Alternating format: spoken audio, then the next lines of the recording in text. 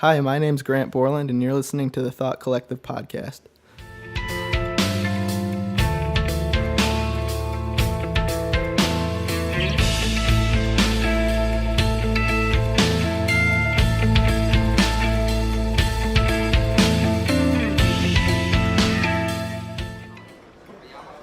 Today on this episode, I've got Tim Bagwell, founder and owner of Epyon Royal, and a few other things. Tim, thanks for coming on.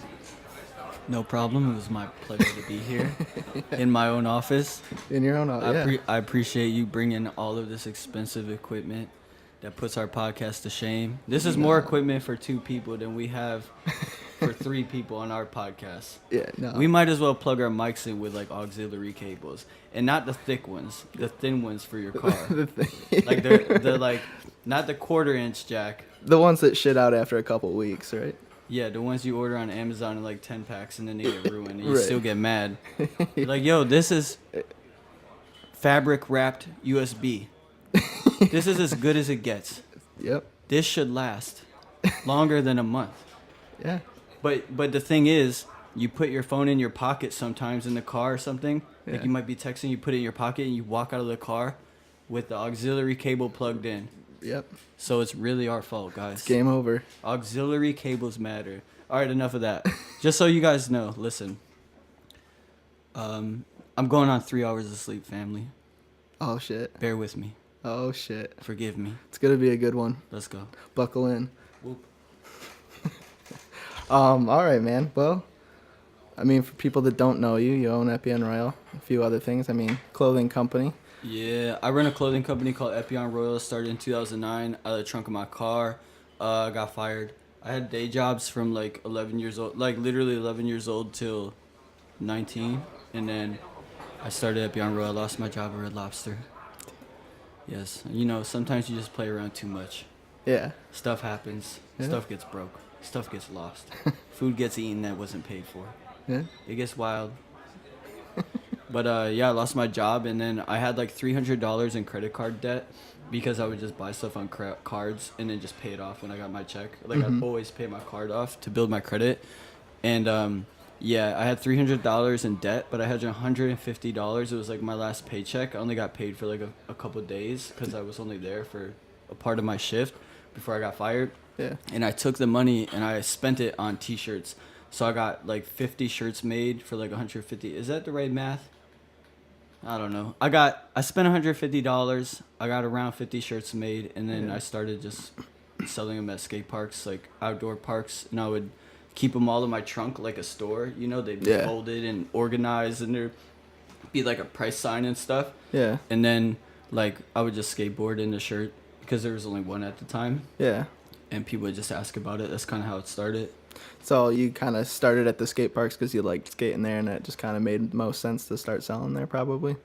Well, yeah, I think like skateboarding culture is like one of those things that perpetuates. It like forces you to want to do some creative shit because the graphic arts on the board, the graphic arts on the shirts, the pants, the shoes, all the like pretentious terminology that skateboard companies use to like overhype things. And like when you're younger, that's like what you live for. You're like, oh my, like you love the shoes and the technology and the air bubbles. So for me, it was kind of like closed with something that I already liked to do. Yeah. And when I was a skateboarder, I had a couple sponsors early on, but I always felt like I always kind of hated wearing other people's stuff. I got to a point where I didn't want to wear other people's clothes because like it like didn't mean anything. It was just a logo. Yeah. And then like some brand from California. Yeah. That like you know, it's like elitist mentality. So I just started my own brand. Yeah. And I was going to the skate park anyway because I didn't have a job, and it was like the first time I like didn't work in a long time, so I was just taking advantage of it. And I would go to the skate park, wear the shirt. I knew a ton of people that skated anyway. Yeah. And like all my friends, the people I knew that skated and the ones that were really good, I would like give them a free shirt every now and then. And these are like just friends, you know. Right. And then so if we're all at the same park and they're significantly better than me and they skate well, the younger kids look at that and they're like, oh, this guy wears it, like what is that shirt, like, oh, I want one. There you go. And my trunk is full of them. Yeah. And I'm selling them for $10 at the time, so everybody can afford it. Yeah. And that's like really how I started. But like, yeah, the interesting skateboarding, it was just kind of like a natural progression. Yeah. So you said you started in 2009, so you're going on 10 years now. Over 10 years now. Over 10 years now. Over 10 years. Yeah. Like 3 months. It's really more than that because I started in 2008. Like, I had the idea when I was still working at Red Lobster. Like, it was like my escape plan. Yeah. You know, like, I had like cabin fever, like Stockholm syndrome. Like, I had been there for so long and I had day jobs and I really just wanted to do more with my life. So I said, you know what? I would never quit a job. Yeah. You know, I would never quit a job. Yeah. And I felt like, you know what? This forced me to quit. I didn't quit, but it forced me to separate from the source of income that I was making. Because when I worked at Red Lobster, at the time, I made substantially more money than anybody does, like that had a job that I went to school with. Yeah. Because I worked in the kitchen. My brother worked there too. Oh, okay. And I had already taken culinary arts classes, so I knew what I was doing in the kitchen and the different jobs. Like, I did a bunch of different jobs there. And I got paid really well. And I worked like 40 hours a week. I worked way more than they were allowing students to work at the time. Oh, really? Like, literally, like, and a lot of times I wouldn't even let the managers know that I was taking shifts from other employees. So, like, if they gave me 4 shifts, that's a max I could work, like 30 hours. Yeah. I'd be like, hey, Grant, I see you working on Saturday, but, you know, it's going to be nice out. And, you know, I'll close. Like, it's a closing day. It's going to be slammed, you know. So-and-so's working, you don't like that guy anyway. I need the money. And I didn't because I already worked the max that like a 17-year-old could work. Yeah. But I would like pick up somebody else's shift and then make like whatever the 40 hours was and then like get the overtime. And then my managers will always come up to me and be like, hey, you can't do this. You can't do this. Every time I did it, they say you can't do it. Huh. And I did that all the time until they're literally like, you can't do this. We're going to fire you. I was all right, cool. Oh, no, really? Yeah, but yeah, I closed all the time. Like, Yeah. I hated the job, but like it paid well. Yeah. And like I said, like skateboarding is so consumer driven. I was just like buying so many things, like little skateboards and the shoe. I had like 200 pairs of shoes. They're so skateboarding shoes are expensive. I just kind of was all in, you know. Yeah, yeah. But yeah, it's probably really been about 11 years and like including like conception and stuff. But like I think ideas just kind of don't exist, you know. Yeah. Until you act on them. So that's why I just say 2009 is when we started. So when I really actually had a physical item to offer to other people. Yeah. Were you thinking of selling shirts and stuff, or did it kind of start off with like a design thing, just like a creative outlet? I mean, well, when I was in high school, I used to like make shirts with spray paint. And I would like make stencils and then spray paint the stencils.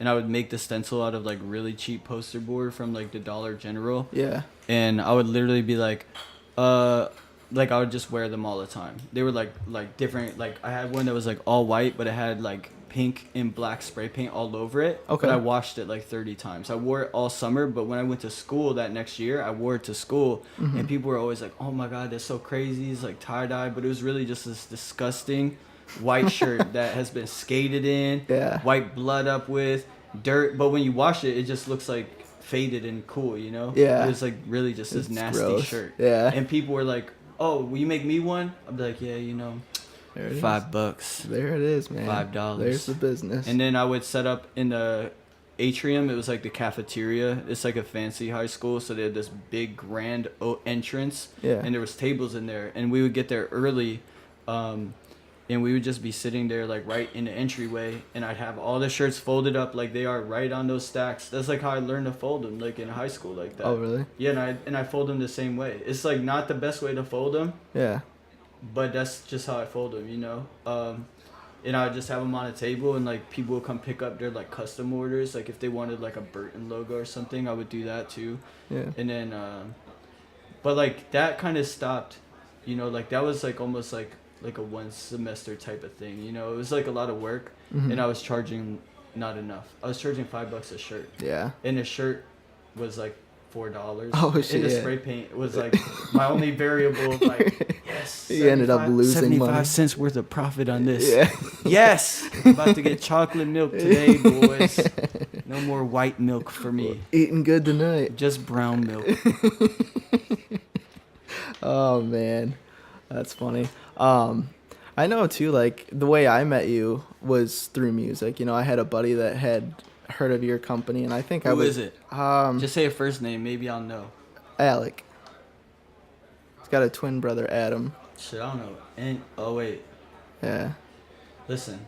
Does the last name start with a W? Yes. You Yeah. know what's crazy though? What's that? I've never met them. Really? Never in my life. But you know, I know exactly who you're talking. His Yeah. brother's name's Adam. Yeah. And his Alec.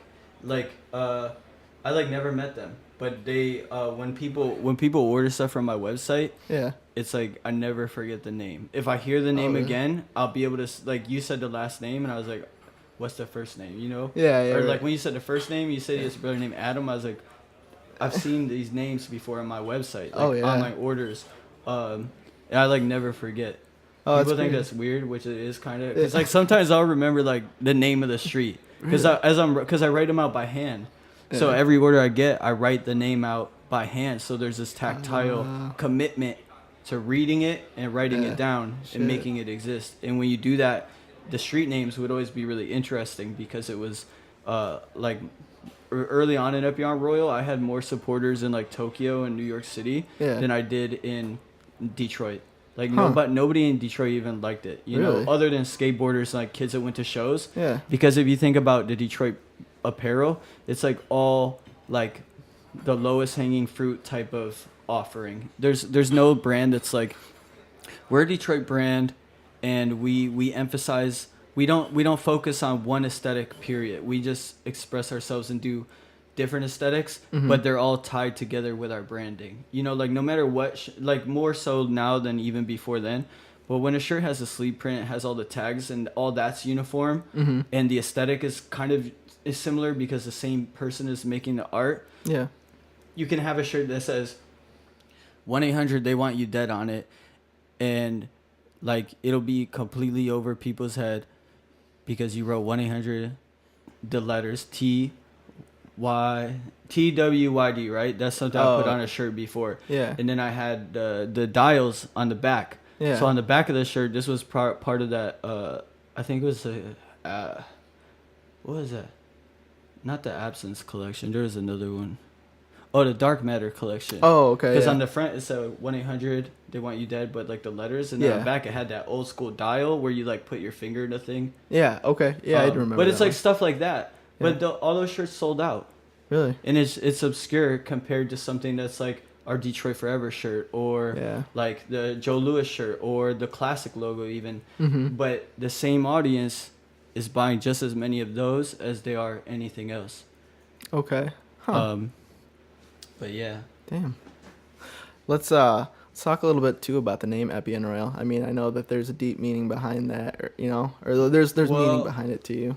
You know. Honestly, it's been so long since I've had to even define that, because I know what it means, like the back of my hand. But when we would do shows, people would actually ask the meaning of things. They'd ask the meaning of some art, like, or the name, or like that's what people like. Honestly, I think the name and just whatever, I think something, and I think the name contributed is what made people like draw attention to it. Maybe like the aesthetic of the text logo is just weird or something, especially for hardcore music. Yeah. Skateboarding, my clothes didn't look like anything skateboarding brands made. Yeah. And then when I was like heavily involved in the music scene, even then, like we didn't fit in there neither. Yeah.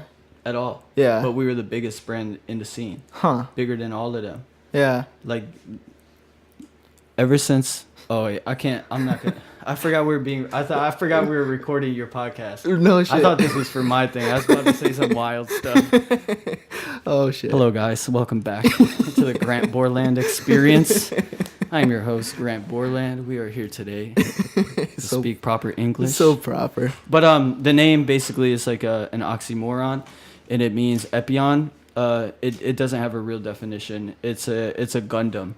Okay. Off a Japanese animation show called Gundam Wing. Okay. And it's like the most hardcore Gundam of the series, and it's like the coolest looking. All the other ones are like gray, blue, yellow, like all together. You know, they look like more Power Ranger type things, but this guy who's like black and like burgundy. Yeah. And he had like this whip, and it had like electric power. It's crazy. He had a sword and shit. Yeah. But basically, when I was looking, I was like, I was like, can I even use that word? Like, cause I always liked the way it looked. Epyon. When I had screen names on like AOL Instant Messenger, I always had the word Epyon in it. Like somehow. Yeah. And it was like, I don't know why I identified. Maybe the way it looked, like typographically speaking. Yeah. Something about those words in that order to me, just like I never let it go. Like I use it as AOL. Like I'm talking about when I was like in 6th grade. I had an AOL screen name that was like Epyon Battle. Yeah. Something, you know, Okay. XXX. Yeah. You know, trying to be edgy. Yeah. But basically, I was looking up the meaning, and there's a fan fiction. Like, all these people have, like, this, like, lore. I don't know. Maybe there's more lore that I don't know about. But basically, in what I discovered, these people in this lore, this word meant, like, you come from a place that's hard to survive in. You don't have means provided for you. You don't have expectations. You don't have like a name. And basically that's what it means. It means to be poor and to have people have no expectation of you because they don't see you as having any value. Okay. And on the logo, the E is backwards, right? Yeah. Keep that in mind. The E is backwards. The word royal is the exact opposite. There's expectations of you. You have everything provided for you. And people see you, they hold you to high praise. Yeah. So together, for me, it's like I created an oxymoron. And keep in mind, like, I never knew anybody was going to even know about this stuff when I was making it up. Yeah. So this is just stuff that I, like, made up because I thought, oh, this is cool. Like, I found out about this. I didn't even know it had a meaning. Like, I was excited about this, like, arrangement of letters that represented this character on the show that was, like, my favorite character. Yeah. Besides this one called Heavy Arms. Are you familiar with that show? No, I'm not. There's one called Heavy Arms.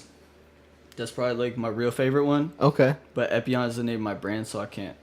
you can't say that. But yeah. So together, what it means to me is, even though you don't come from money and nobody expects you to do anything. Yeah. You know, like you come from a place that, you know, if you get a day job, your family's like, all right, cool. You got an apartment, you got a day job, you got a mobile home, you know, like the very modest of means. Yeah. It's like nobody has expectations of you. So even though you grow up poor, nobody even cares. Like you don't have any expectations. You have to work for every single thing that you own. You have to go through adversity to earn these things and to keep them. Because when you earn it, you have to keep it. Yeah. Everything has a cost to keep. Yeah. And it's like, even though you weren't royal, you didn't have everything handed to you, through your hard work and expressing yourself in the most pure way, not being afraid of how people are going to perceive you. Mm-hmm. That's how you become successful. That was like my whole thing. Even though you weren't born with money, if you put the grind in, you can make yourself royal. Yeah. And you really can. Yeah. You know, and royal, like, in retrospect, like, I hate when people are like, yo, I'm royal, and they're like, yo, I'm a king and all this, because that's not even why I chose it. Yeah. You know, it's not even to be pretentious or anything. It's literally for the oxymoron. Yeah. And each word has 5 letters, so typographically you can make it look incredible. Yeah. Each word, EpyRoy. You know, there's a lot of play in there, and I'm a designer, so it's fun to be able to have a challenge when it comes to like making words actually look cool. Yeah. Most words like don't look cool at all. If you stare at a word too long, you're like, is that how you even spell it? I'll spell Doug's name like 50 times on like promo cards. I'm like, all right, here's your promo cards, so he can give them out to people that don't buy stuff from us. I'm like writing Doug so long, I'm looking at him like, they really put a O and a U in this? Couldn't they just say D-U-G? This would make my job 25% easier. And I'm looking at it like, I'm spelling this wrong. I literally would be like, is that how you spell your name? You know, I can't even spell my name on my discount cards. Like, really? I just picked 3 letters, and I'm like, I write them all in uppercase. I don't care if it spells anything. Let's go. Yeah, just TBZ. Like, simple, because I gotta write it out. I don't want to write out like my whole full name. A government name. But yeah, that's the name of the brand. It's just an oxymoron. And really like through these 10 years, like that's what I've illustrated. Yeah. Because like I've had a lot of adversity from naysayers, from other clothing company owners, promoters that like were my rivals before I even started a brand. You know, there's so much deep-seated like animosity towards the fact that I wanted to even do the brand in the first place. And the fact that it got so big to this point, like this time last year, I didn't have nearly as much inventory as I do now. Okay. And I like this time 3 years ago, forget about that. Yeah. You know, because I would do very low numbers and then sell them all up, new collection. Let's get creative. You know, Yeah. That's how it was. I would do like 5 shirts or something, 4 or 5, 6 shirts. I would do like 30 in each, and that's it. Yeah. What do you think changed? I mean, why keep more inventory? It's hard. Oh. Well, first of all, we keep more inventory on hand. Yeah. Because at Eastern Market. Oh. In other big events, we weren't doing big events like that before, where there's a huge demand for specific sizes. Yeah. And at Eastern Market, if you don't have all the sizes, you're really losing the money. But like the customer is more important than the actual amount you get from the transaction, because these are people that if they appreciate your product and it's of quality when they wash it and they wear it and they beat it up, these are people that are gonna invest in you and record a podcast with you years later. That's just how it works. And I'm the type of person to where if you work for the business in any capacity, like you get your just due. Like not even if it's not immediate, if you really actually are cut from the same cloth as me and put in the effort and like Doug, you know what I'm saying? Like he's been doing stuff this whole time. Yeah. He's learning his own skills, Yeah. But he's doing it for the brand too. Right. Because I'm gonna get all the pictures, but I'm gonna promote his page, Yeah.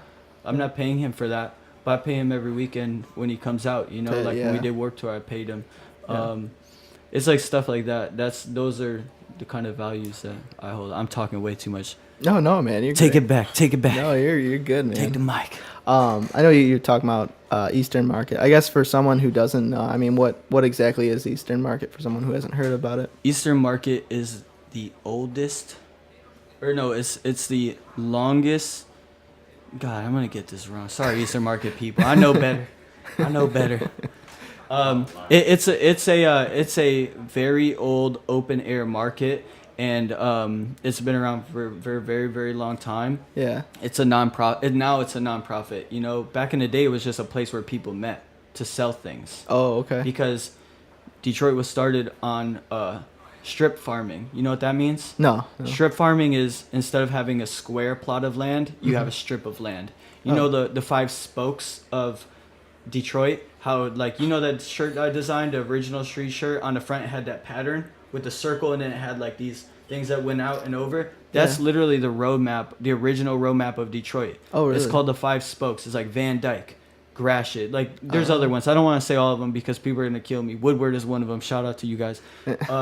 But basically, originally Detroit was farmland because of the location and how close it was to the river and the trade with the French people in Canada, the French people that came to Detroit. Yeah. That's why all the Detroit street names are for the most part French. Oh, okay. Even Detroit itself is French. Really? Of French origin, yeah. Because the original name is like, it's like something of Detroit or something. There was like a few different words, like the whatever. I don't even want people are gonna kill me. Yeah. But that's why it's shaped like that. Interesting. But the market meets like. Here we go. Hand time. Shout out Michigan folk. Yeah. This is Detroit, right? Yeah. Right off the Detroit River. Right. Eastern Market is literally like a quarter mile to a half mile from the Detroit River. When we rent scooters, we ride them all the way to the river and back before we set up, and it takes it's less than a half hour both ways. Really? On a bird scooter, full max speed. Yeah. But basically, Eastern Market was a place that was off of that little river. Okay. That everybody that had crops and had things to sell, that's where they brought it. Beaver pelts, guns, ammunition, anything people would need back then, settling a new place. Yeah. And it's still there. Yeah. It may have not had the same name. It may have not even been organized for a very long time before it became what it is today. But they still uphold the same traditions. And that's the best part about it is they take brands like ours and they see value in that. And they give you every opportunity to meet genuine, authentic customers. Yeah. But ultimately, long story short, long story long, it's a place that on the weekends you could go down in the city and you could get a bunch of handmade goods made in the city or close to the city. Tons of really good small batch food companies, like salsas and hot sauce and popcorn and Oh, cool, yeah. like kielbasa's and stuff like that. Mm-hmm. And then you have people like me that sell clothings and like accessories and home goods. Yeah. People sell candles. Like literally, you could make a candle business, which doesn't even cost that much. I love candles, so that's something I'd probably do. Yeah. And literally just like pour 100 candles on a Friday night. Yeah. Which doesn't take that much time. You could sell them for $5 each at Easter Market and make $500 the next day. Shit, but you got to put in the work to, we made way more money when I brought Doug on because he's more social than me. Yeah. I'm like a counterpunch salesman. I wait for you to say something to me. Yeah. Doug, he's like the punch you twice salesman. Okay. He's going to say hi to you, Yeah. and then he's going to like, oh, I see you're looking at that. What size do you wear? Oh. And I'm already grabbing the size because I'm eavesdropping. Yeah. And I bring the size, and he puts it in the guy's hand. This is like stuff we worked on together. Yeah. But like that immediate like social positive, that's something he already had. Yeah. That's why we brought him on. Because if he was just like me, it'd be pointless. Yeah. We wouldn't even do as well. Because we'd just both be waiting for people to say something to us. Yeah. We'd probably just be talking to each other. Yeah. How long have you guys been doing Eastern Market now? This is the 4th year. This is Doug's first full year was like last year. Okay. Does it run like all years? Like the Saturday market runs all year, but it condenses because farmers sell through their stuff and people that make food based on seasonal items. They really don't. Yeah. So when you make a food product, you have to get everything from the same exact place.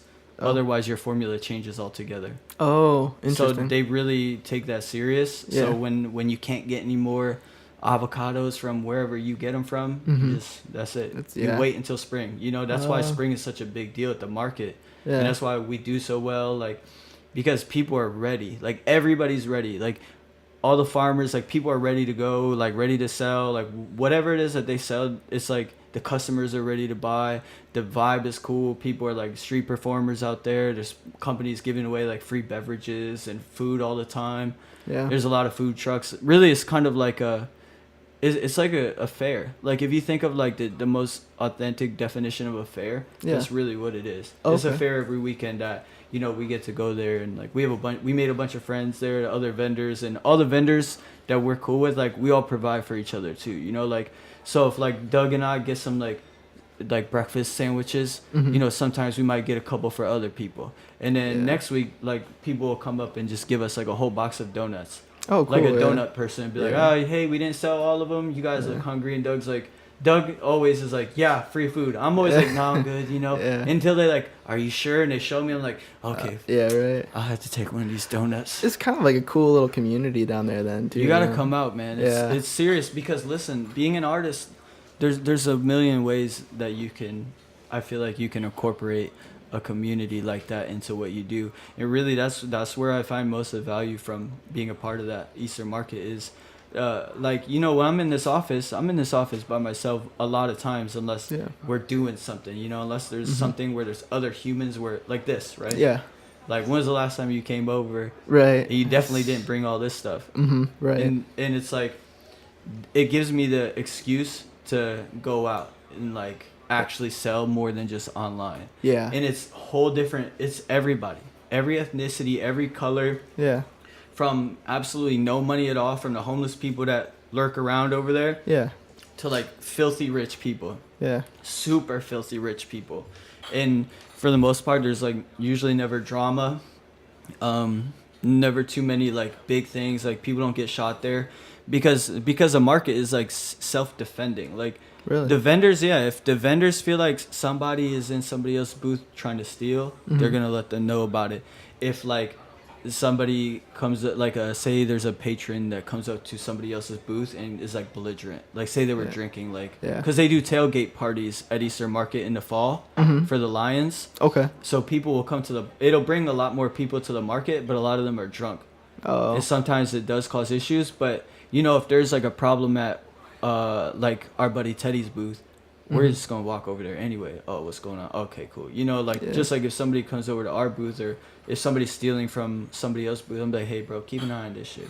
Oh yeah. We do that. So there really isn't there's kind of no way anything could happen, and if it does, I'm sure it would be. That's long story short, guys. community matters. Yeah. Oh man.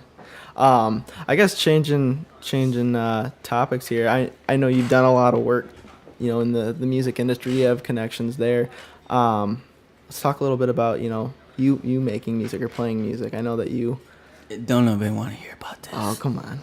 No, I was in bands for a long time, and this was like before YouTube. This was like pure volume.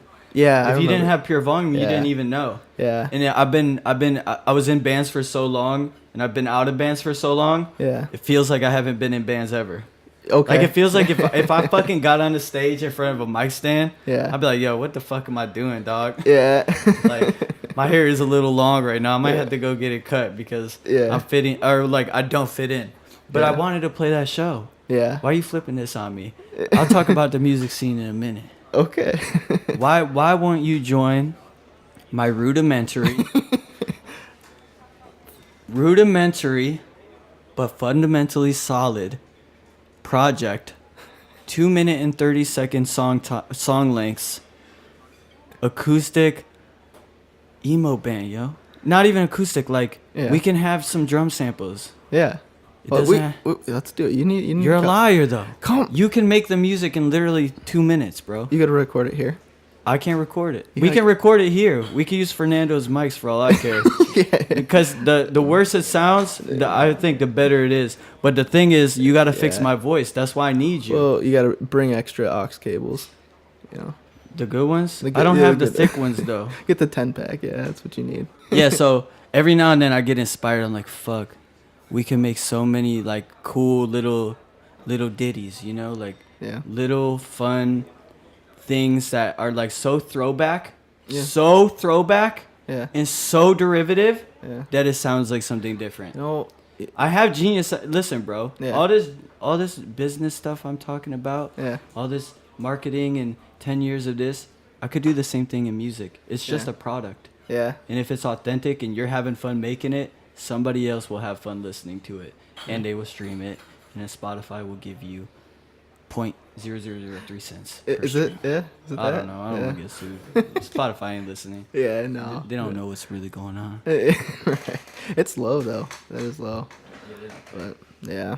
It's like I read somewhere, it's the equivalent of, if you remember in like the 90s when CDs cost like $20. Yeah. It's like the equivalent of if you sold your CD for $6. But Really. you still had to pay to press it, so you paid like yeah. $1 or something for like the finished jewel case with the nice paper and all the lyrics. Like that was the whole point of, that was the experience. Yeah. Buying music and having the paper, that made you like love what you were listening to more, Right. and the pictures. Right. But yeah, like we could do that in a heartbeat. You could easily make the music, but you have to make my voice sound a lot better. Yeah.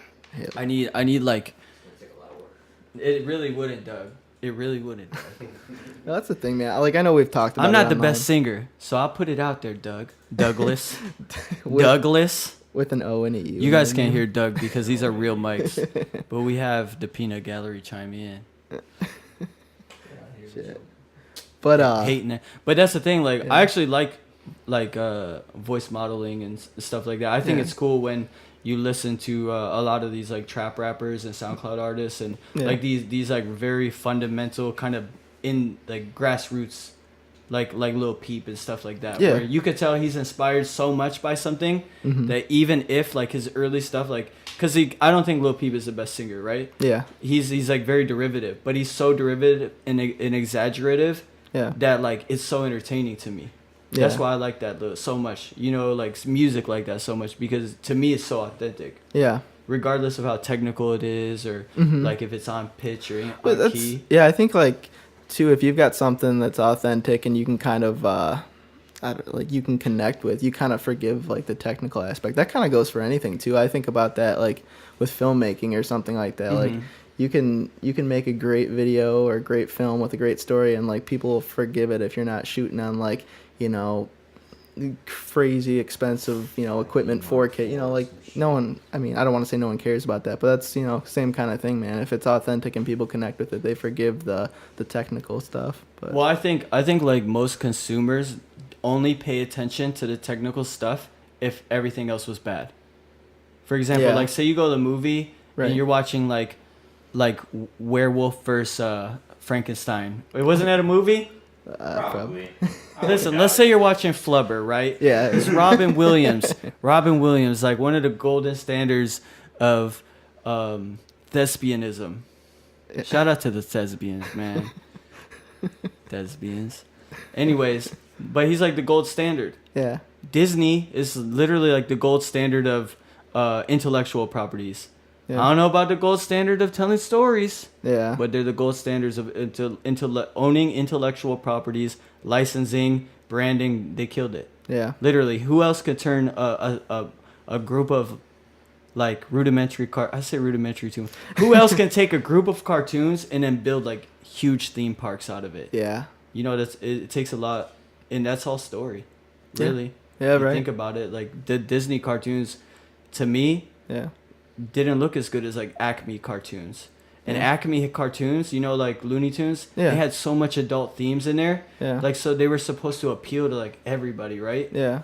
And I feel like a lot of the Acme products, like the Looney Tunes, that's like classic timeless stuff. Right. But in my opinion, it just doesn't hold a candle to what Disney does. And that's all story, that's all branding. Yeah. It all goes together. Yeah. But if a movie is bad, but the special effects were cool, people be like, yeah, it's cool special effects, but Yeah. I'm not going to go see that again. It's 3 hours of Yeah. boring, you Yeah. know? Yeah. Or if a movie is like the Blair Witch, where it's telling this compelling story and it's so poorly put together, Mhm. but the hype around it. And you can't go on the internet to watch it. Yeah. You had to literally physically be there and film the thing Yeah. on physical film, Uh-huh. put it on a big tape, copy them, and like try to sell them or whatever if you wanted to pirate stuff. Right. Oh yeah.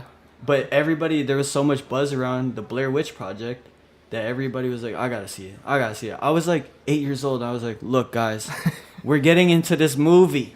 Yeah. All my friends were terrified. Yeah. We rode our bikes to the movie. We had no money. We were Yeah. too young to get in. It was rated R. Yeah. We snuck in the back door. I was the last one remaining.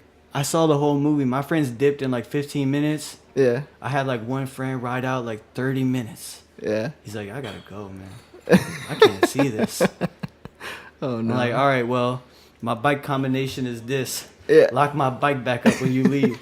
And I saw the whole thing. It was a Yeah. bad movie. It was awful. Yeah. But like the hype around it and the story, it became successful. Yeah. And sometimes things are supposed to be bad Yeah. to grab you, Mhm. and then you make a lot of money. Yeah. It's like all the rap, like not all the rap nowadays, but there's so many rap artists nowadays Yeah. where you know they have a lot of talent, but they intentionally focus on to grab your attention, like do wild stuff. Mhm. All the narrative around them Yeah. more so than the music. That's why even if the music isn't like as good as like what people like the standards people hold rap to or used to or whatever, Right. you're still entertained by all the antics. Yeah. So people buy into the music because they love the character. Yeah. Yeah, it makes sense. That makes a lot of sense actually. But man. But that's why we can make a band. Well, it wouldn't even really be a band. Literally, listen. Yeah. We'd make like 4 songs. We'd have the illest cover art. Literally the illest cover art. Yeah. We'd make a YouTube channel for the band. Okay. We are not putting our name on it, period. Okay. We're going to boost the posts. We're going to put YouTube ads on the videos so we could get more views. Yeah. That's it. Yeah. The fact that people don't know who it is, and if the visuals are good and the music is something. See, like I want to pull on nostalgia with the music. I want to be almost parody, but Okay. not parody. Okay. Does that make sense? Nah, maybe a little bit. Explain a little bit more. So by almost parody is like say you emulate like a couple different vocalists that you like, Yeah. but you might over exaggerate some of the straining parts, or you Oh. might just you know like Ray Shremmer, how they do like random stuff with their voice. Yeah, I think They so. like over exaggerate things that act cartoony. Yeah. It's like a joke, but because it's different, it's like, oh wow, this is kind of supposed to be like humorous or whatever. Yeah. But it's interesting. Okay. I think we could do that, but it'll never happen. This is like a vapor band. This is literally like a vapor band. Like, Yeah. yo, we're getting these people together. We have logo. You know, remember when people did that? Yeah. They're like, yo, my boy Ralph from down the street, Louie. Like, nobody plays instruments, but we got a logo. We took profile pics. You remember when bands would do that? Down by the train tracks. How stupid. Yeah. Listen, did the photographers literally go, okay, guys, bring black V-necks and black jeans? And they're like, yo, Attack did that. Yeah. And then somebody's like, well, really, August Burn Red did it before. And then somebody's like, well, actually, I saw Cradle of Filth do that. Not really, but Yeah, right. you get the point. Yeah. No, we'll do something. We have a logo, a website, a teaser video. Yeah. Can you imagine these bands that put out teaser videos and they don't have no music? They literally are just like, fuck, I had this like arrangement of different pads and like industrial clanks, and it kind of builds up. It's got to build up, but it's only like 7 seconds. Yeah. And the video is just gonna be like me smashing the glass on the floor, but it's slow motion glass breaking. Yeah. And then as soon as the build up is about to crush, it's gonna go to a black screen. Boom. EP coming soon. And tell you the date. Yeah. And then they're gonna go get it recorded by some schmuck. Yeah. You gotta record that on GarageBand or it ain't real. Audacity. Oh man. No, that's too harsh. That's too hard. It's very. You can't do anything on it. If you want to get audio onto the computer, you use Audacity. If you want to model any of that audio or change it, or it's horrible. I don't even know. I've seen Audacity, But it was before, free. It was free. It was free. Yeah. If you wanted to start making any kind of recordings back in the day, that's what you did. Yeah. And we use it for our podcast today. Oh, do you? It's literally like the same Audacity that I used, like. They haven't changed anything. Yeah. I mean, they've got like effects in there, right? Or I mean, no, really? No, they have like the basic like compression or like you can like fade things. Yeah. But we actually have another plugin that we use that's like separate from Audacity. Okay. To model all the mics, to do like the levels and to make sure it's, Fernando's voice is louder than mine, so he might peak more. Okay. So to get all the levels, what is that, mixing? Is that what they call it? Like, we mix it through that, but we just record it with Audacity. Okay. And it still sounds awful. Gotta get this set up, man. I'm going to tell you what I think you should do for your podcast. Yeah. But not on the podcast. Okay. All right. Because if you don't use the idea, Yeah. I don't want anybody else to use the idea, because if I want to use it, Yeah. then it never existed, right? Okay. Okay. Yeah. Don't forget. We'll definitely talk about that. Let's talk outside of Epyon Royal. I know that you run a few other businesses. Like Onyx City, and more recently you've been getting into subdivision cookies and whatnot. Yeah, it's really more so like passion projects. Yeah. Because the Onyx City thing came. It was originally a skateboard brand. Yeah. My buddy Robbie and I were like, we want to make boards, and like all the graphics at the store suck. It's like I appreciate the graphics today. Okay. Yeah. Because I'm like a little more distant from skateboarding. I appreciate them for their like slapstick or maybe cartoony art style. Because I actually really like the graphic designs of Pogs. Pogs. Pogs. Man. Pogs. Do you know what I'm talking about? Probably. I don't know. Oh my god. Oh man, I forget how young you are. Listen. Pogs were a circle piece of cardboard, a thin, dense cardboard, right? Okay. Like a good, like almost like a credit card, but made out of cardboard. So hard, right? Okay. And on the top, it would have like a picture, and they had like world famous graphic artists at the time, like, and this is like 90s and 80s type time, it was really popular in the early 90s. Yeah. And so it was like Pokemon cards, like all these businesses made them. It wasn't even like there was a brand Pogs, a Pogs brand, but literally like it was lawless. Like everybody made whatever they wanted, different shape Pogs, spiky Pogs, hologram Pogs, and what you would do is you'd buy them from the store. Yeah. And they weren't that much money. It's like a couple bucks for like a bunch of Pogs. Okay. And you keep them in a big tube.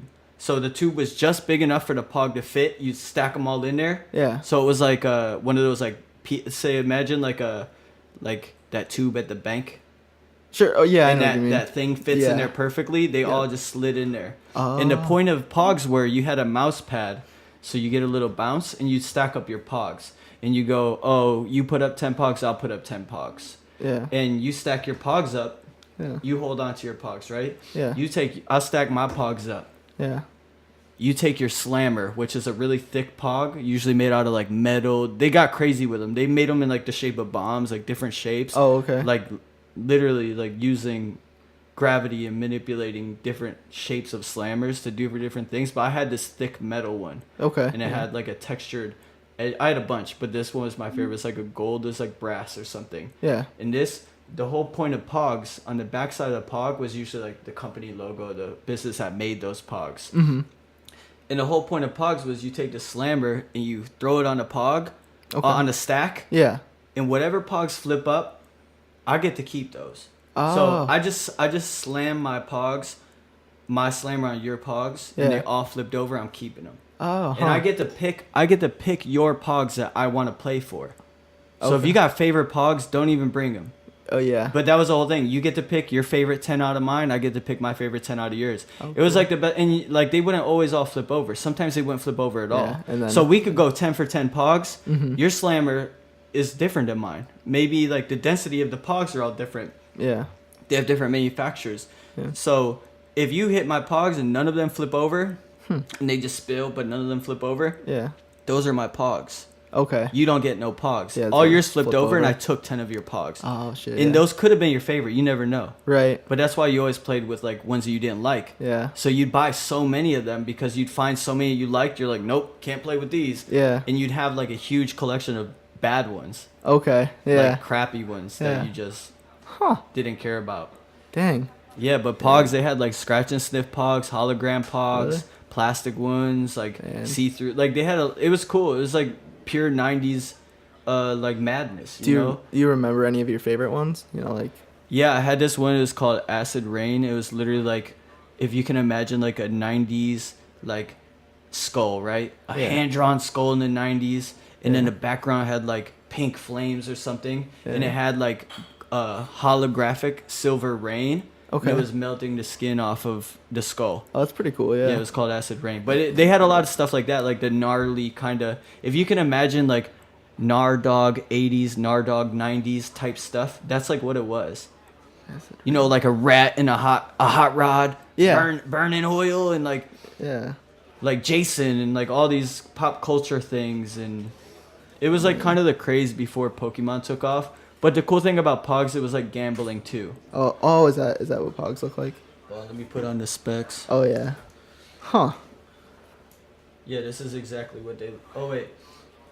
Yeah.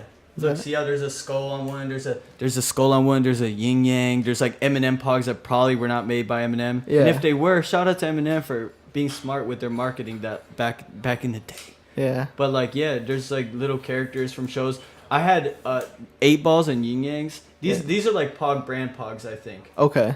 The yin yangs. These are like rare ones. Really? Because I had some of these. This is like probably somebody's collection or some shit. This is Yeah. an eBay listing. Oh. That's where okay. this picture's from. I see. Let's yeah. click the eBay listing. This Yeah. isn't my phone. I'm on Grant's phone clicking links Do it, man. on eBay. Here we go. Damn, $2.50 for 35. All right, put a Damn. bit. Now I'm kidding. Yeah, I guess they weren't rare. I thought they were. I actually had some of these, but that's cool because these are like Pog brand Pogs.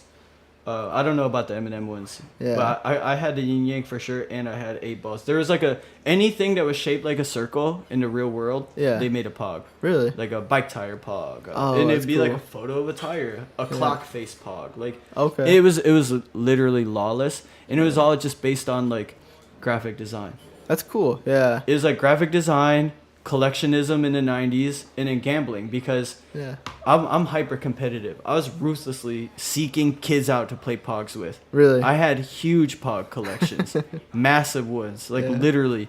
If you go to like when I was in elementary school, Yeah. in the Lost and Found, there'd just be tons of Pogs in there. Really? Tons and tons, like loose, floating around.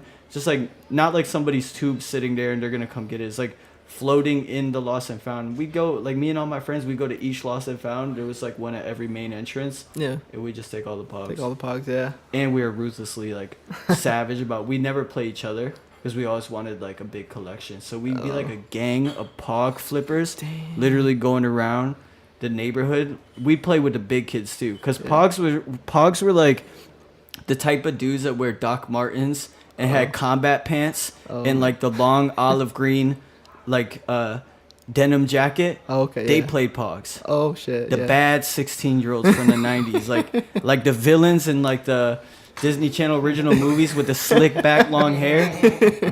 We would seek them out. Yeah. Because they were like Pog legends, but I was good.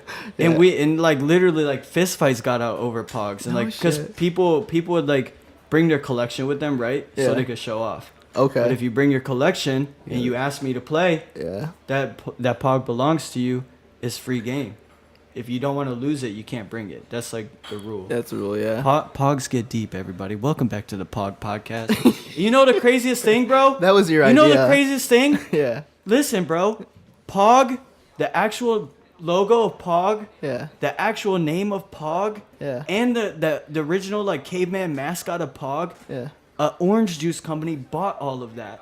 And they made an orange juice company called Pog. Really? I've seen the packaging and stuff, but I've never looked at the bag. But I almost feel like they don't even acknowledge Pog at all. Yeah. And it was like somebody like maybe nostalgic, like maybe they were a teenager when it was relevant, and they just had money and they're like, "Fuck it, man. Buy it. I'm doing this business. I like Pog. I want to buy that logo or whatever." Wow. Because I want to buy the Glamour Kills logo.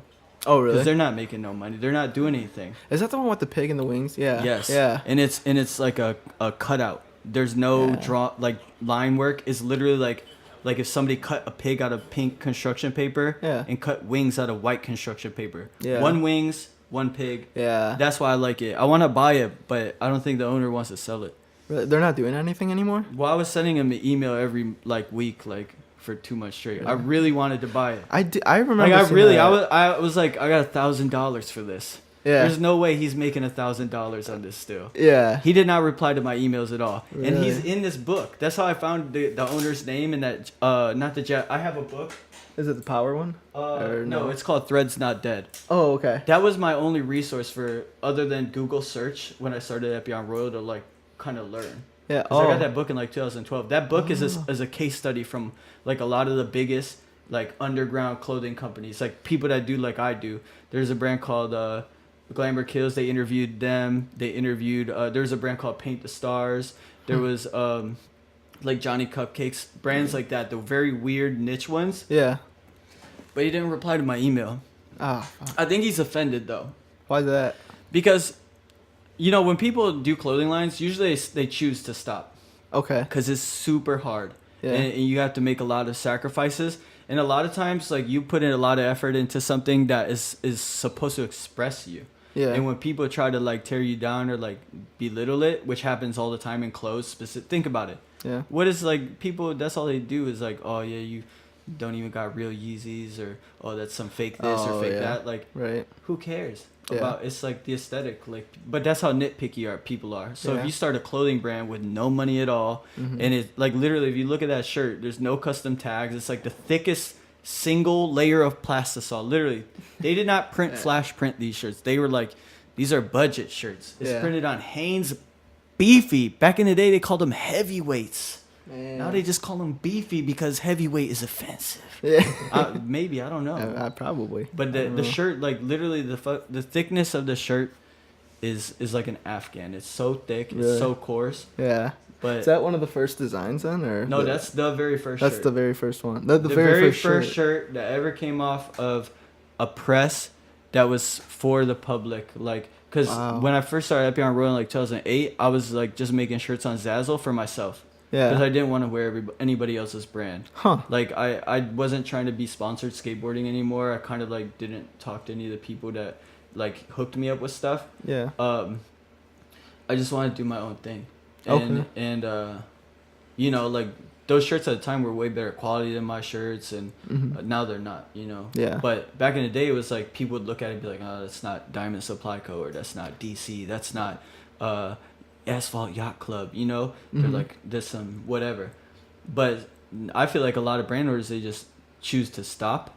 Yeah. And I think when they choose to stop, it's very hard, you know. Like, I don't think I've ever thought about stopping, but I definitely thought about like what my life would be like if I didn't do Epyon Royal. Even if I did other businesses, I have to do this one too. Yeah. Yeah, because this is what gave me like existence. Like this brand gave me purpose. Yeah. So if I trade the thing that gives me purpose for finances, I'm gonna depreciate 30%. Yeah.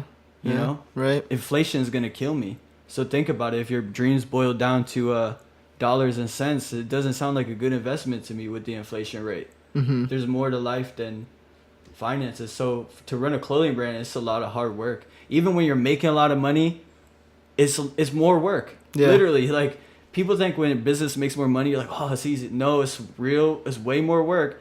Ask Doug. Like if we do Eastern Market, we really go in. We have a ton of inventory. We're hyper. We're happy. We're going in. Yeah. We're working hard. Yeah. I'm not leaving that booth unless it's to use a bathroom. Mm-hmm. He's not leaving that booth unless it's the same, or we're like going to buy some drinks from the store or something. Okay. Yeah. And I think that guy, he just probably was like, he just decided to stop, or maybe he made enough money because they made a lot of money. Yeah. They worked with all the biggest brands. Yeah, like I remember. Every band on Fearless got stuff from them. When I think of Glamour Kills, I think of All Time Low.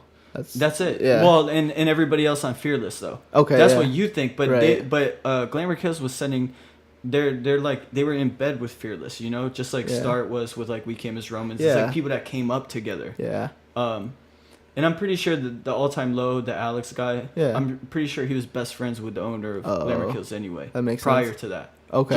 Just like Aaron from Start was like best friends with We Came as Romans before either of them even became relevant, and Icy Yeah. Stars and stuff like that. Yeah. Yeah. No, I forgot the original question. Oh man, I lost it too. Oh my man. god, the Yeah, people it's- listening to this, they know what the original question is. They're Yeah. like, what am I the listening to? Yeah. Right. Who is this guy, Yeah. and why is he taking control of this thing? Yeah. But no, yeah, man. So I figure if I sent the email, maybe he was just like, man, like maybe he just still wants it, or maybe yeah. he's just keeping it because it's important to him. Yeah. Just like I would never sell the rights to my logo, even if I Yeah. didn't do Epyon Royal. Yeah. I'd do another business with the logo just because that's how I feel about it. Yeah, that's another thing I wanted to ask you too. Like the bird and the diamond. I mean, where's, what's that signify to you? Well, like when I first made it, when I first made a design, it wasn't even supposed to be a logo. It was just, really? I was like, I downloaded some t-shirt templates online, and Yeah. I was just messing around with placement because I was like, oh, I really want to print some stuff. But I had Photoshop, so I was just playing around, and I found the bird in like a Wingdings typeface pack. Oh, really? And I found the diamond in like the second version of the Wingdings pack, like Wingdings 1 and Wingdings 2. Yeah. And I was like, damn, this bird is cool. So I put the bird on my canvas, and I was like, all right, I'm going to keep it there for a minute. And I was just looking at pictures, and I was like, oh, this diamond looks sick, Yeah. Now I took both of them, and I put them together, Yeah. but I switched them up a little bit. But they look very much like the original Wingdings. The current logo is completely illustrated. Like, it's all original, different, everything. yeah. Like, most of the stuff we do that isn't directly, like, a spin-off or a spoof of somebody else, Yeah. We don't do too many of those, like the Pokemon Go shirts. Yeah. With, like, the Illegal Business Controls Detroit shirt. Mhm. That's, like, a spoof off, like, a Supreme shirt that says Illegal Business Controls America. Oh. Yeah. So I that's, always like, wondered about our that. spoof of that. But their Yeah. aesthetic fits our aesthetic anyway. And that statement is like applicable regardless. Yeah. And we always have so much fun at Eastern Market. Like people like take it offensively. People agree with it. They're like, "What do you mean by this?" We're like, "We leave it open to interpretation," and they hate that Yeah. because yeah, that triggers like the nana nana boo boo response. Because it's like, "Hey, what do you got in your hands?" You're like, "Nothing." You Yeah. don't got shit in your hands. You remember that being a kid? Yeah, You're yeah. Like, no, I don't got nothing in my hands. Let me see. Let me see. All right, give me a piece of your candy for it. All right, and you're like eating the candy, and you just go. Nothing there. Yep. It's the same thing. Yeah. Because really, it's really just kind of like a spoof off another brand that I like. And I was Yeah. like, oh, that's cool. Like Mhm. it's applicable. Like I thought it was funny. And Yeah. like when I posted it online, I was like, I'm gonna get flamed so fucking hard for this. Like, Yeah. people don't know what parody is. Yeah. People that dislike me are like, oh, that's ripping off. But Mhm. like, I laughed my ass off when I like found a typeface that looked similar, and I put it all down, and I made a picture, and I made a JPEG and posted it. Yeah. I was like laughing. Yeah. Really. I'm gonna delete this in 5 minutes. Yeah. This is gonna get me burned alive. But then everybody, it got like 60 likes or something. Really. Yeah, people Damn. were like, oh, bro, when are you gonna put that out? I was like, oh, shoot, next week. Like on Sandmar, ordering my blanks, like, yo, let's go. Come on, yeah. Yo, I need some screens. We're doing it. Oh man. A few people like it. This is good enough to put it into production. But that's how I've always been, Yeah. I'm like, if I like it Yeah. and it gets a reaction out of me, somebody else has to like it. Yeah. And that's with everything in life. You could be the worst singer ever. Listen, when I was in bands and they were like awful bands, you know, like the really bad ones early on. We still had people that were like, we love you, making posters and shit, like, yo, I had this band called Sounds of Arcadia. It's like still it's still on MySpace. Really? I don't know if you can listen to the songs though. Dude, I don't know if you can listen to the songs, and you can't download them anymore. Dude, I wanted to get those songs back because I don't have them. MySpace. If there's anything, MySpace only has music from 2015 up until now. I just saw. It's gone. Yeah, all my old shit's gone. That's a big no for me. Yeah. That was like 2000. Like the last band I was in, literally was like 2007. Damn. Yeah. Damn. A long time. But like the first band I was in was like 2002 or something. Okay. Jeez. Yeah. Been a while. Yeah, I got that Lost Prophets album, the Start Something album. Okay. I was like, that's it. I gotta make music. I can't do this no more. Yeah. Like that album just spoke to me at a young age, so I was like, all right, it's time. Like just started buying shit, like getting a job, like yo, we gotta get it. Let's go. Like my friends, I'm like, all right, you gotta play bass. Yeah. Like you know when you have stupid friends. Yeah. Bass guitar, when you actually are a practitioner of the bass, is very impressive. I think it is an amazing instrument. Mm-hmm. In a post-hardcore band, no. Hell no. You could have started, you bought your bass a week ago. You hadn't even touched a bass prior to that. Listen, I was in bands. I was in bands with bass players that plugged their thick cable directly into the PA mixer. I'm not kidding, bro. I can't make this up. Oh my god, that tone. I can't make this up, people. Oh, that bass tone had to be amazing. Listen, you want to know what the sound guy did every time? No matter where we were? What's that? Literally was yelling at me because I'm the only guy that has the thing to talk back. Hey, motherfucker, I don't even play bass. And like literally, he's like, all right, yeah, I got it. Shit's all the way off. Yeah, all the way off, man. And then the bass player doesn't even know. We don't have in-ear monitors. Yeah. We could barely, the floor monitors aren't even set up because we don't even know how to sound check right. Yeah. You know, you're like, oh yeah, it sounds good. The sound guy's like, yeah, well, I'm just going to go flirt with these girls over here and get drunk. Yeah. You know, like turn the bass all the way down, though. And then we were just sitting there with like Line 6 combo amps. Like, the Spider. Like the Spider one. Yeah. Like the original Spider, like 35-watt combo amp with the red branding. Like they used to have that burgundy plastic on the thing. Okay, yeah. And they had like these like, I don't know if they're bronze, but the knobs, like, you know how now that's all black and they had like the clean logo with the chrome knobs or whatever. Yeah. Back in the day, the amp was like red pretty much. It had this big red plastic thing. Yeah. That's like what we played with. Really? Like combo amps. Not even mic'd. But that was like early, like, that was a long ass time ago. Wow. But yeah, it got dark. It started dark. But I think all music starts horrible. Yeah, it regardless does. of who's making it. Yeah. Do you miss putting on shows regularly? Like, yeah, I do, but like for the reasons like people don't put on shows. Okay. And by that I mean like when I had shows, we made lots and lots and lots of money. Yeah. More money than most of our local competitors, and that's why they hated us. Yeah. But the thing was, I spent a lot of money on the production of the shows. I put a lot of money into marketing. Yeah. I put a lot of money into we got literally physical laminate passes. Who else does that for VI? Or who else does that for a local show? Yeah. And it's literally, people are like, oh, why do you guys do that? And it's literally because some people out there will never play in a band, and they love the brand, and they want that little plastic piece. Yeah. You know, they want the plastic piece so they could feel like they're a part of the culture that they love to be a part of. Mm-hmm. But other promoters would talk so much crap about me for selling like VIP passes. And it's like, look, our shows are in the winter. Yeah. This pass gets you in a half hour early if the venue isn't being mean, you know? Yeah. If you're gonna buy merch, especially our merch, you gotta get there early because, like I said, we were only doing, every design was like 30 shirts, and when it's sold, we'd be like, all right, tough luck, maybe we'll do a different color. But yeah, there's a lot of money to be made in shows, but like I like doing it because it was like my excuse to get everybody together, to like force people that I like to all beat each other and to all be a part of, like, because Epyon Royal, it really kind of created this like almost like a cult village. Okay. It's not like a group, it's not a tribe, it's not organized enough to be a tribe, but it's like a village of like, and I'm talking about like decor.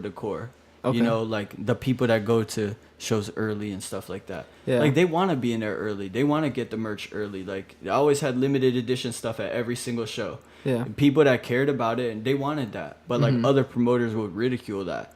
And it's like literally these people want these things so they could get in to get these other things so they can go meet bands, and like these people still idolize these bands even if they're local. Like you could still have admiration and like express that, but sure. like other promoters, they would like poop on it. But it was like I miss that aspect. Like we made a lot of money and we always sold a lot of clothes, but like literally I didn't know what we sold till I was at home counting the money. Oh really? Like, I didn't care that much. I cared about making the money because I organized it so well. Yeah. But like when I was like just in the moment, you know, like my mind's racing and I'm doing like 50 jobs at once. Yeah. Like running my booth or running from my booth, and like I got 4 friends helping me, and like everybody just putting the money in the cash box and shit. Like running a raffle or getting on stage and like thanking. Like I would get on stage at every single show and just say thank you to people for coming. Yeah. How many promoters? Dude, no. How many people that promote shows that actually get on stage and say, "Hey guys, you know, before the first band gets on stage, I just want to stop, say thank you for coming out." You know, I would say that every show, and I would think about what I was gonna say and be thoughtful about it. Like literally, like. And they would all be along the lines of like, you know, I started this brand in the trunk of my car. You know, I see a lot of familiar faces. I see a lot of new faces. Like I appreciate you guys. Like everybody wants to come talk to me. Like come over here. Like I wanted to make friends. You know, like all the friends I have now. Like I didn't meet Doug until I was doing Epyon Royal. I didn't meet Robbie until I was doing Epyon Royal. I knew Fernando in high school. I knew my friend Brian in high school. Yeah. There's other people that we're really close with. Like you too. Like I never knew you until I did Epyon Royal. Right. And when I started, I like got rid of all my friends. Yeah. And all my friends after that came as a result of my business. You know? That's interesting. So to be able to bring like my friends, my new friends into the like music environment, and then the spectators, and like there's so many people that came to our shows that never would go to a local show ever. Really? Never, ever, ever. Yeah, like literally, you've been to the shows. Yeah. It's mostly not hardcore kids. Yeah, you're right. Almost all of it is like not. There's like a good 30% at our like peak capacity of like local support. But we always brought friends, family, new people, preppy people, like people in like law school, like literally like there's literally famous people at my shows every single time. There's reps from alternative press at my shows every single time. Like literally people like half the band Bayside came to my. Oh really? Yeah. I'm not even kidding. I don't even know Bayside like that. Yeah. They were friends with this one girl. She's a stripper. You know, I don't want to drop names. Yeah. People follow what I do. But she was like cool with all the band guys. Yeah. And then they came out to the show and they bought laminate passes to get in. No shit, yeah. They bought laminate passes to get in. And the guy at the door knew who they were. Wow. This guy came up to me. He's like, "Yo, Bayside's here." I was like, "What is that?" I was serious. I'm like, he's like, "Should I let him in?" Yeah. I was like, "Yeah." Or did they pay? Yeah. He's like, "Not yet, but I'm seeing if it's cool. If it's Bayside." I didn't know what it was. I was like, man, some VIP passes, bro. Yeah. And like the band was literally like, "So what is this laminate? Is this like a touring show?" Yeah. And I was like, "No, we just make VIP passes because they look cool and people love them. And they want to feel part of the music. They're like, that's the coolest thing ever." Yeah. You know, and that's like a lot of bands do that. Yeah. Nowadays, like if you get a VIP all access, it looks just like the tour pass. It says like the date. You know, it's not like a real tour pass, but it's close to it. That's like what I always wanted to provide. So I put all the band's logos on there. Yeah. And like half the bands had like, oh my God, bro, scene drama. But no, like, yeah, that's what I miss most about shows. Yeah. Because I think that sense of community is like important. Yeah. It really absolutely. My online sales were at their highest when I was like most active like that. Yeah. But now it's like Eastern market is so crazy. I'd be a fool to not keep cultivating that. Right. And the audience is like, there's no malice. The thing about music is like, people that make music have to be super passionate about it. And when you're super passionate, you have some kind of insecurity about it. Mm-hmm. When you see everybody else that might be doing more than you, or maybe this promoter ain't putting you on their show and they're putting some other band that you hate, there's like a lot of weird tension. Yeah. And I dealt with it for like almost 2 decades, playing shows, booking shows, and working with bands.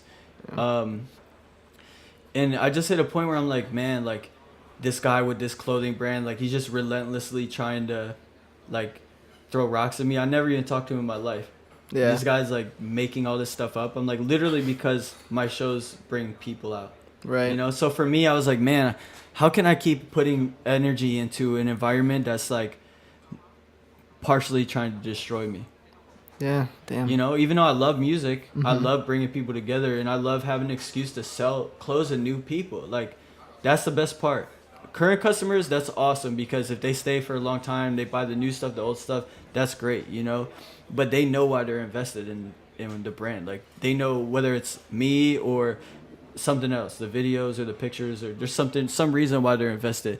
But a new person, they're literally, they see that design, they don't know me from videos, they don't know me from pictures or any bands or none of that. They don't know me from nothing. Most of these people think I'm just like a regular old dude selling shirts at like the swap meet. Yeah. But we go there, we run it like it's a store. Yeah. Like, we're one of the only people. Look at Doug over here. We're like one of the only vendors that run our business like a store. Yeah. We don't leave early. We get there early. We get there half hour earlier than most people. And that's only right now. And we don't Really? we don't even rush to set up. You know, we take time, we catch up, we hug, we talk about what we want to do today. Like, that's the level I'm on. Yeah. And I can't have any sort of like malice in that. Even though I love music, Yeah. it's like I kind of have to love it from a distance, you know. Sure. And it's like the local scene imploded. Like, literally, when I left, Yeah. everybody that was hiding in my shadow when I moved Yeah. evaporated in the sun. Really. Think about it. Yeah. All the bands I worked with, Yeah. don't say any names. We're not Okay, yeah. promoting them Yep. on these platforms that we build. Yeah. Think about it. Think about bands I worked closely with that got signed. Yeah. Yeah. The minute I stopped working with them, fizzle. Yeah. Because when you're the guy that introduces them to the people that are signing them to do business, Mm-hmm. and then they don't hold up their end of the bargain, Yeah. and now the people that's your contact is looking at you like, man, Yeah. your credibility is messed up. Yeah. So like, let's say I have friends in another band. I was like, oh, I'm gonna take it personal. Yeah. I gotta help. Yeah. You know, I'll make calls, but it's Yeah. like, or I would have made calls, Mm-hmm. but it's like, if somebody's in this label, and they're like investing a lot of money, these A&Rs, it's like if I tell an A&R about somebody and the A&R brings the band or whoever to the label, Yeah. like, it's that A&R's reputation and my reputation, and it's rock music, so we're not making royalties if these bands get signed. Like, if I brought the hottest rapper Mm-hmm. to Def Jam, Yeah. I get a finder's fee. I get a cut Oh. off of Really? if Huh. you do real business. Like, Yeah. if you just bring a guy, hey, I got this hot fire, here's the link for free. Yeah. Be like, you ain't even gonna know his fucking name. I'm Yeah. gonna play you this music. We can't record nothing, but I want a percentage of this. Yeah. That's like why A&Rs exist in the first place. Okay. They go out and scout, Yeah. bring them to the label because they get a little percentage off of that. Huh. It's just like Lil Wayne and Drake and Birdman and like Rap-A-Lot Records. Yeah. Like, a lot of people are making money off Drake, but Drake's still making a lot of money. Yeah. But yeah, so I don't know. I miss doing all that, but maybe someday. I think I wanted to this year. I really wanted to, Yeah. but like, things just got so heavy for me. Sure. And booking a show is like, bruh, it's Lot. literally like you're gonna start a business in 3 months, Yeah. and then the day the business starts is over. Yeah. That's what a show is for Yeah. me, at least. That's Yeah. why they were mostly all successful. Yeah. Because I was literally like, I'm starting a show called Loyalty Fest, or I'm starting a business called Loyalty Fest. Yeah. I need to have the product. I need to make sure the product is promoted, Mhm. displayed. That's why I always made like little teaser videos. I had sizzle reels for the local bands on my shows. Yeah. Yeah. And I would that. spam them. I would put my own money into Facebook ads to promote these like little sizzle reels. Yeah. And at the end of the day, it's like, you don't get recognition. Like, the minute like you're not like helping these people out as much as you used to or something, Mm-hmm. it's like completely switch. Like, Yeah. oh, I don't like you. Yeah. And I can't be a part of that. You Yeah, know, no. I want, if I invest in you emotionally, financially, physically, somehow, Right. it's because like I want it to be a perpetual thing. Mm-hmm. Like, I don't want to be friends with somebody and I'm like, no, I want to chill around this guy. Yeah. As Doug, I never am like, so and so's coming. Because Yeah. I'll be like, we're just not inviting so and so. Yeah. Yeah. Like- No. Like, oh, this activity is not an activity that so and so would even like. so and so is gonna ruin the vibe, so we just do it on our own. You know, it's just stuff like that. Yeah.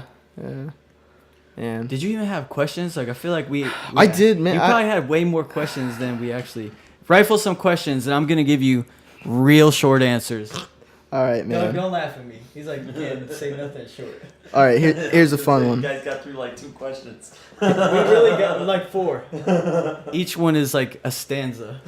Actually, like footnotes. we've kind of hit some notes that I wanted to talk about, but I guess a little side thing, you know, since, you know, you're influenced by music, if you had to narrow down your 3 top favorite albums, what would they be? Well, you have to say genre first.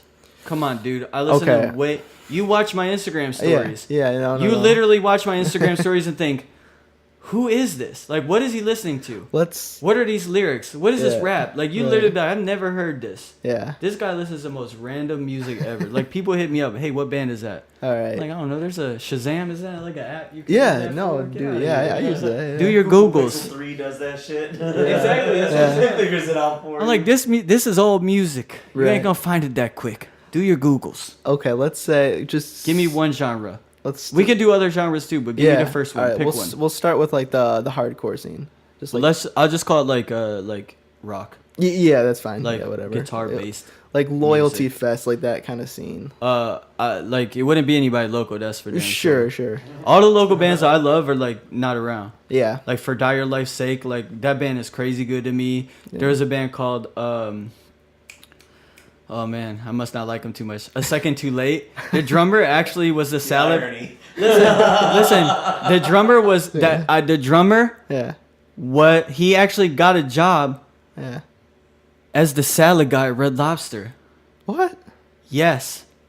Damn. I'm literally like, John, what are you doing? Yeah. He's got AFI bangs, dark, long bangs, right? Yeah. He's like a pudgy guy at the time, you know? He's the drummer, right? And drummers are always pudgy. Yeah. How do you move that quick? Yeah. Whoa. How are you playing the double bass in all of this with all these fills? And you're like 80% body fat. This is crazy. Shout out to all the drummers out there that are thick. Thick fat beats. But yeah, but bands like that, like they're not even around anymore. Yeah. You probably never heard of them. No, I haven't. A Second Too Late? No. For Dire Life's Sake? No. Yeah, I'm gonna play one song for you before you go. Yeah, Not right now, because it's like a 5-minute song. This is 2000 something. Okay. Songs were long. Yeah. You know what's crazy? You ever heard the first Under Oath album? Yeah. It's literally like black metal, but Christian black metal. Isn't that the craziest thing? Yeah. Think about this. There was no Christian black metal back then. Right. Maybe in like Europe and stuff. Yeah. Under Oath was from Florida and got big making Christian black metal. Yeah. Do you ever hear like Cries of the Past? Right. Their first album, it's on Amazon Music. Yeah. And it's by like a label nobody's ever heard of. Huh. It was the only Under Oath album on Amazon Music for like years. Really? And then, because if you search Under Oath, it didn't bring up any of the popular stuff. It's that album. Because that company's like, yeah, we'll put it on Amazon. Yeah. Because Amazon like never has the like best stuff. You have to pay for the super premium service to get the newest stuff. Mm-hmm. And I was like always looking up Under Oath, trying to look for They're Only Chasing Safety. But that album always popped up. But I had the physical album. Yeah. But I bought it later because it came out like 97. Okay. Isn't that crazy? Yeah. Under Oath, the band Under Oath. Yeah. Most of the members, besides Spencer Chamberlain, Yep. started that band in 1997 as children. Like literally like 15-year-old children that are like, hey, let's make black metal. Like it sounds like this heavy. Yeah. But all the lyrics are about God. Yeah. They got big off that. Yep. And later in their career when they're like, we're not really a Christian band. People are like, what? Yeah. Because they never even heard that first record. It was almost like, my perception of it is like slapstick. But you never get an explanation from them. Yeah. Like, nobody's like, hey, remember that record in 1997? Cries of the Past? Yeah. What was the inspiration for that? That's what I would ask. I wouldn't even care about their new project. Yeah. You listen to an interview, they're like, yeah, we got this new project coming out. It's the best stuff we ever wrote. I'm like, I heard that on YouTube. Yeah. You're not tricking me with this. Do you like the new record? You listen to it? Yeah. Yeah. I like Spencer too, though. Like as a person. So like Sleepwave. Yeah. I remember. Epion Royal was a sponsor of Sleepwave. Like, oh shit! Yeah, really? like immediately. Like wow. But that was just like a side project. Yeah. So it wasn't something that I was like. And when I worked with bands, I should have been a lot more like just tons of gear. Like, hey, can you put it on? Hey, can you do this? Hey, can you do that? Yeah. But I was like usually cool with all the bands that I gave stuff to. Yeah. So I was never like, yo, please. But sometimes I go back, I'm like, man, I should have took a picture of this guy. I should have asked for this guy. Like in the clothes or like just for the memory. Like I wouldn't even care about most of the pictures I have with like noteworthy people. I don't even post. It's all about Hobson. Oh yeah. Dope. Well, Hobson, I actually never met him.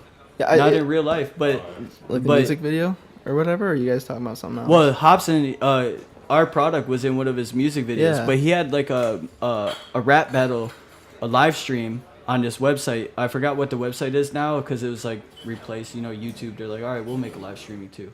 Okay. But they used to have this live stream battle, and I would sponsor all the battles. So I would send free stuff to the winners of the battles. Yeah. And like literally, because I was just like a fan of Hobson. Like I found his like the Nocturnal Rainbow song in like 2011 or 12. It was like super early in Epyon Royal. Okay. And that was like a reason why I couldn't like just over give people stuff because I like didn't have it. Yeah. But I had people that were like noteworthy that like had some interest.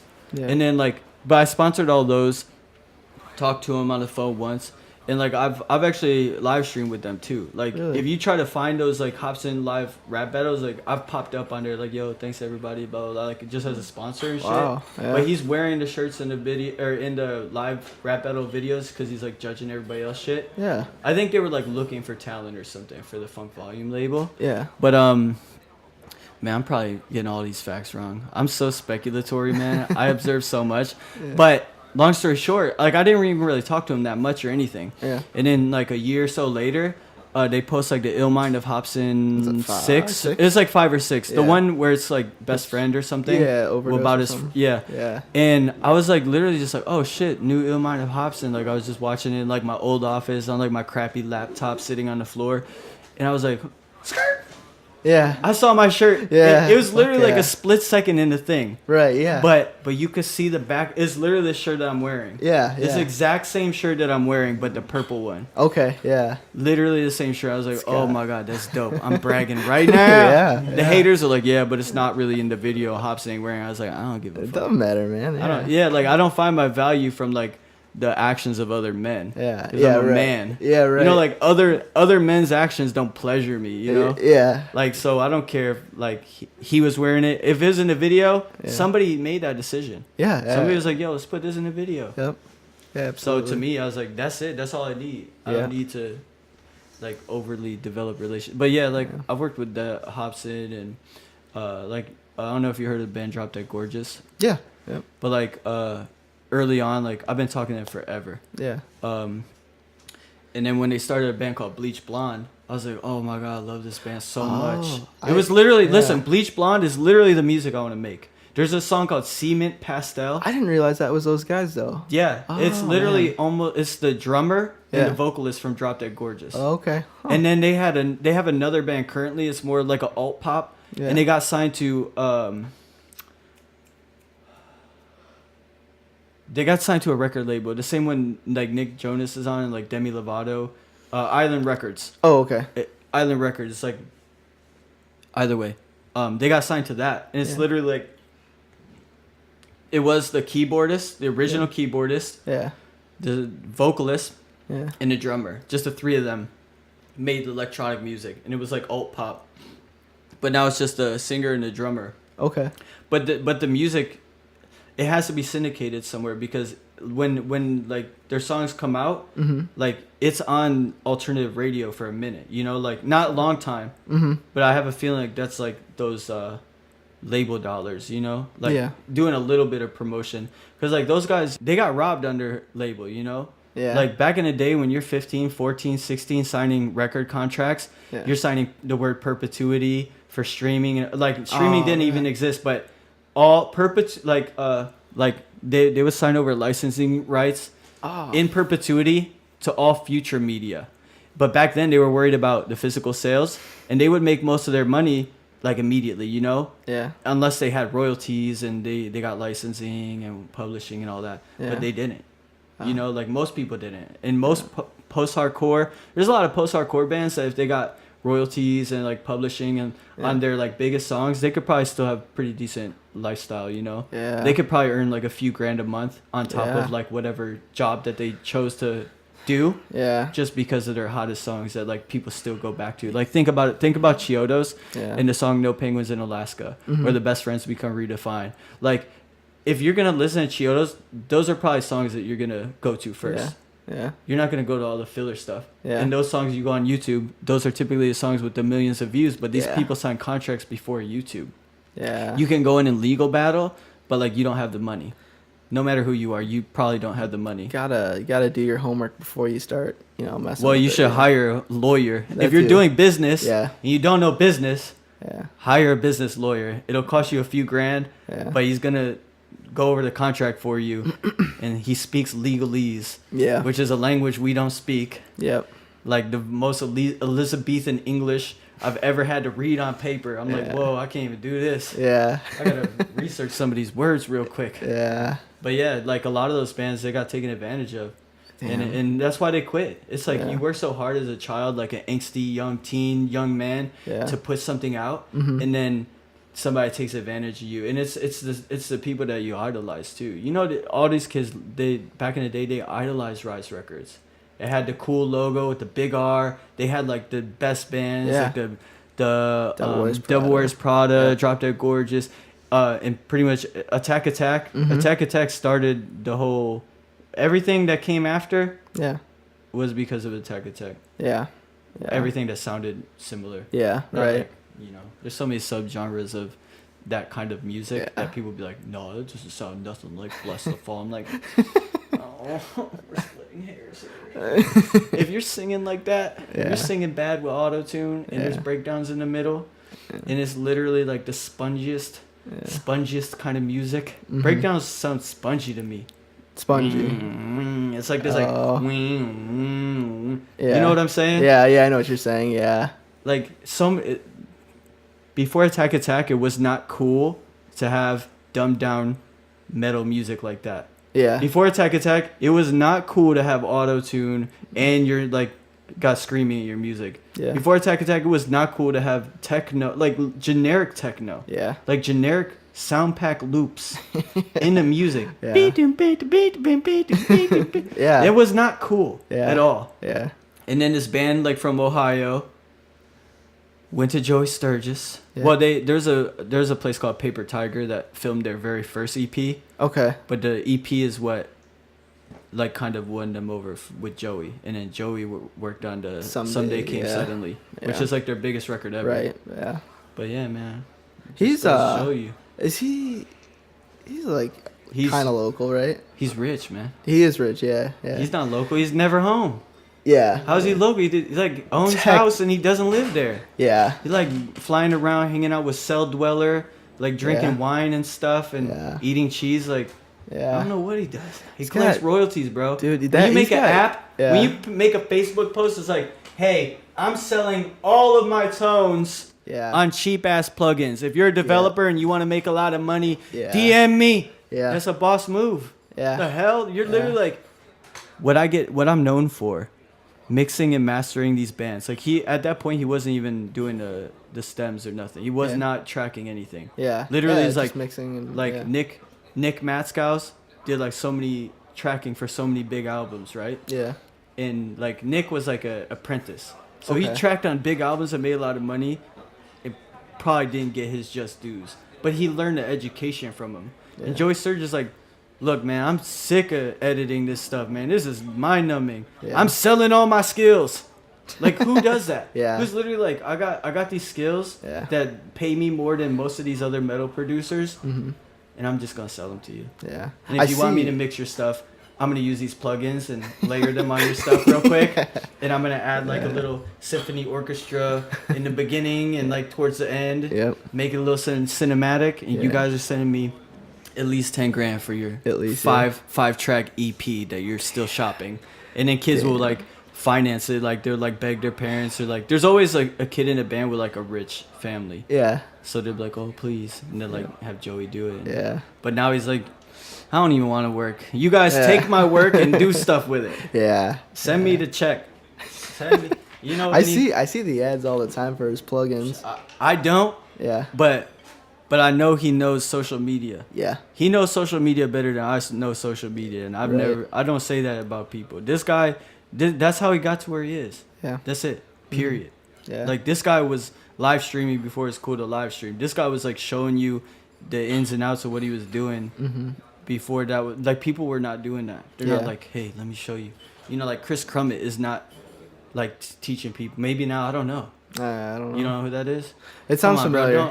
familiar. Don't say it on the podcast, because if somebody knows who he is, they're gonna be disappointed you don't know who he is. That's all right. And Man. it's name spelled with a K, K-R-I-S. You know, I felt like Oh no, is it spelled with a C?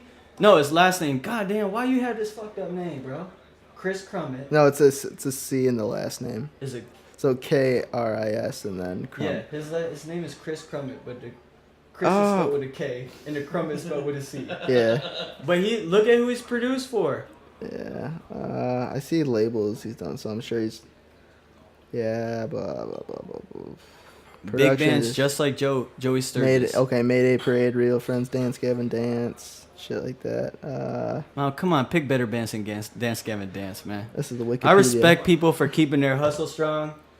Okay. But like, I can't listen to a whole album of that. Yeah. It's too. I know you're offended. It's too nasally. a little bit. It's like too nasally. Too Some of the noodly. old stuff. It's alright. I listen. Dance to Gavin Dance makes music for people that play guitars. Well, I listen to Tillian solo stuff more than Dance Gavin Dance And now. for that, you know, I got a little bit more respect for you, because I could never.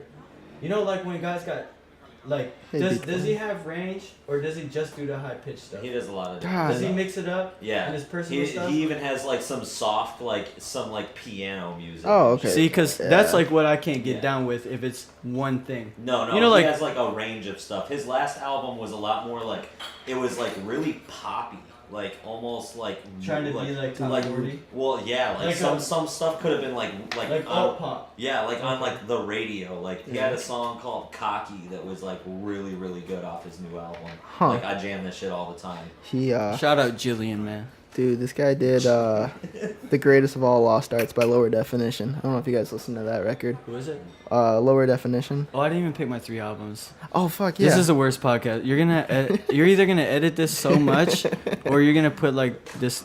This is gonna be like a 2 6-part podcast. Yeah. No, because then people are gonna unsubscribe. They're gonna be like, "This is too much."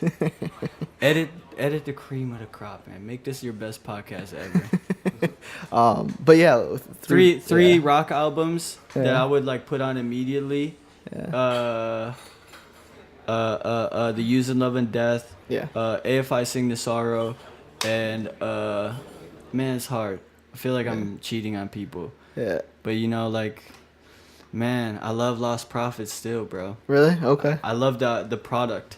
Yeah. Like, I don't co-sign anything like the vocalist is like punished for, Yeah. because I don't like idolize men like that. Right. I love the product. Yeah. And like that album sounded so big. You probably didn't hear it, right? Start Something. Lost Prophets, Start Something. Okay. AFI Sing the Sorrow, and then Yeah. The Using Love and Death, in like whatever order. But Yeah. yeah, like that album sounds so. There's so much volume in the music, doesn't it? Yeah. Sound so big. It's so like good. those Last songs. Train, with Last Train Home, yeah. Yeah, like That's the all one, of them. Yeah, that's the one that I'm thinking of. They have a song called 1,000 Miles. All the Yeah. songs sound epic, huge. Yeah. Really? It was produced by Rick Rubin. Okay. He Is had it- something in Rick Rubin is like Eminem, Jay Z. Oh, fuck, yeah. OG producer. Like he's like one of the original like producers for Beastie Oh Boys. shit. Okay. Like he's like the guy. Damn, yeah. He's bald, but he has long white hair. I'm pretty sure he even did like a bunch of like staple old school death metal bands. He's done a Really? lot. He's like done a that lot. guy is like the most diverse producer in the world. And him and Mac Miller they recorded music together, Yeah. and like it has never been released. And Mac Really? Miller since passed. Yeah. So I would like love to hear that. But that Yeah, that'd be Eminem cool. Berserk, remember that? Yeah. Yeah. I think so. It was like real old school. Yeah. I actually liked that song because it wasn't too rappy, and it was like 3 minutes long, and it had like a lot of. It was like energetic. Yeah. But that was like a Rick Rubin thing. Okay. So like all the elite people, like the Ed Sheerans, these are people that like they go to this guy just even if he doesn't record their stuff. Yep. Like they still go to consult. They still go to get his feedback. He's like a genie. Yeah. I don't know. Huh. But he produced this.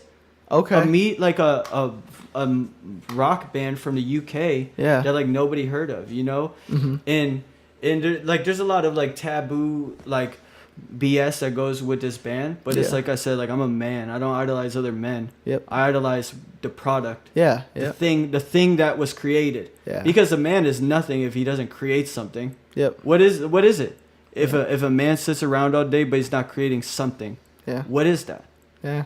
Because if you think about it, 100 years ago, they had to build their house, catch the food. Right. Like, what is a man if they're not putting something out there Yeah. to be consumed by somebody? Yeah. Absolutely. It right. doesn't. That sounds like just a person, you know. Mhm. But for me, it was like that music just sounded so big, and anytime I post it, anytime I share it or like listen to it, be like, like, bruh, I don't have nothing to do with them dudes. Yeah. This is a physical CD, Yep. so they're Yeah. not really getting any money off me. Yeah. You can't even stream their music on Amazon. That's the only streaming one that I got. Oh, okay. Yeah.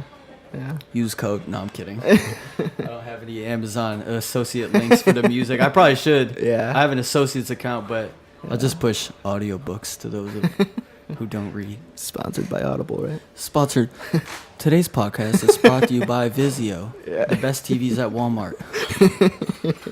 Damn. But yeah, okay, so those albums, if it was rap music, it would be Kid Cudi, Man on the Moon, the very first album.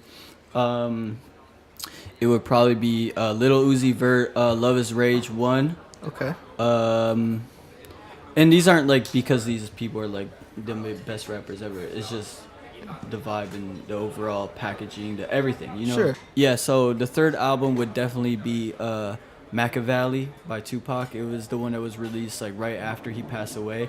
And I love that album because it's so heavy and like it was like a lot darker than a lot of Tupac's other albums. Tupac had a lot of like real positive music and uplifting. Yeah. Like he was one of the first people that was like bigging up chivalry and like respecting women, respecting your mom. Rappers didn't do that before.